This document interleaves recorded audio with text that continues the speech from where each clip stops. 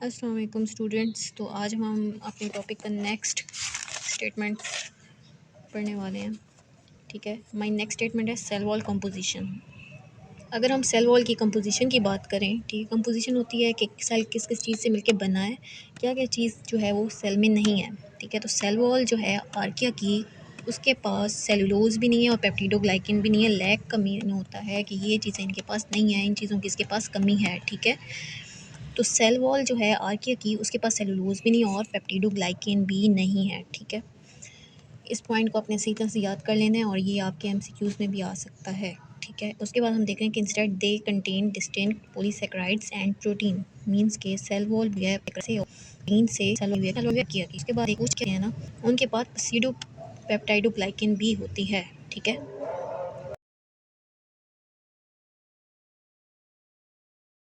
जी students, तो आगे आप देख लें कि आपने पहले ये देख लिया है कि किस चीज़ की कमी है। ठीक है, क्या क्या चीज़ें नहीं हैं इसकी सेल वॉल में। ठीक है, और जो चीज़ें इसमें हैं वो भी मैंने आपको बता दी। अब आपने ये देखना है कि जो बैक्टीरिया की जो सेल वॉल होती है, ठीक है, जो बैक्टीरिया है उसकी सेल वॉल क्या कंटेन कर रही है, पेप्टिडोग्लाइकिन है उसके पास। ठीक है, फिर आपने देखना है जो पॉलीमर है वो क्या कंसिस्ट कर रहा है, शुगर एंड अमाइनो एसिड्स, जो कि प्रोवाइड करते हैं स्ट्रक्चरल सपोर्ट।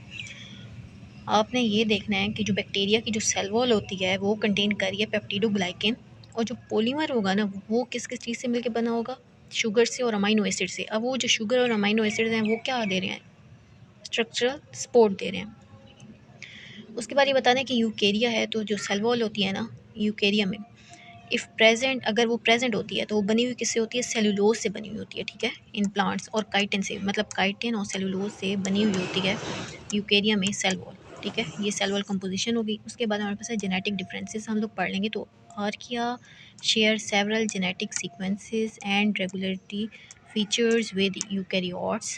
ठीक है, आर्किया जो है वो शेयर करता है अपने जेनेटिक सीक्वेंसेस और रेगुलेटरी फीचर्स को किसके साथ, यूकैरियोट्स के साथ। तो हम लोग हाईलाइट करेंगे देयर क्लोज एवोल्यूशनरी रिलेशनशिप, मतलब इन दोनों का, आर्किक और यूकैरियोट्स का आपस में जो रिलेशनशिप है हम लोग वो पढ़ लेते हैं। ठीक है, सबसे पहले आपने देख लेना है मेटाबॉलिज्म। जब मेटाबॉलिज्म की बात करते हैं तो मेटाबॉलिज्म जो है ना उसके पास क्या है कि हैव यूनिक मेटाबॉलिक प्रोसेस, जैसे कि मेथेनोजेनेसिस है। मेथोजेनेसिस क्या, आगे उन्होंने खुद ही एक्सप्लेन कर दिया, मुझे एक्सप्लेन करने की ज़रूरत ही नहीं है। उन्होंने लिख दिया कि प्रोडक्शन ऑफ मीथेन। ठीक है, प्रोडक्शन ऑफ मीथेन को हम क्या कहते हैं, methanogenesis, which is not found in bacteria और यूकेरिया, जो कि यूकेरिया और बैक्टीरिया में नहीं पाया जाता। ठीक है, मतलब प्रोडक्शन नहीं होती मीथेन की यूकेरिया और बैक्टीरिया में। ठीक है, उन्होंने बताया कि आर्किया जो है उसके पास मेटाबॉलिक प्रोसेस होता है, वो मेटाबॉलिक प्रोसेस जो होता है उसको हम मेथेनोजेनेसिस कहते हैं। ठीक है, और ये जो है हमें बैक्टीरिया और यूकेरिया में नहीं मिलता। उसके बाद हम लोग नेक्स्ट स्टार्ट करते हैं। दूसरी तरफ जो बैक्टीरिया है ना वो एग्जिबिट करते हैं मेटाबॉलिक पाथवे इंक्लूडिंग फोटोसिंथेसिस कर रहा है बैक्टीरिया। ठीक है, नाइट्रोजन की फिक्सेशन हो रही है और फर्मेंटेशन हो रही है। ये तीन प्रोसेस जो हो रहे हैं ये बैक्टीरिया में हो रहे हैं। यूकेरिया में क्या होता है कि जो मेटाबॉलिक प्रोसेस होते हैं ना वो बहुत ज़्यादा कॉम्प्लेक्स होता है एंड इंक्लूड सेलुलर रिस्पायरेशन। इसमें सेलुलर रिस्पायरेशन इंक्लूड होती है, photosynthesis and various form of fermentation.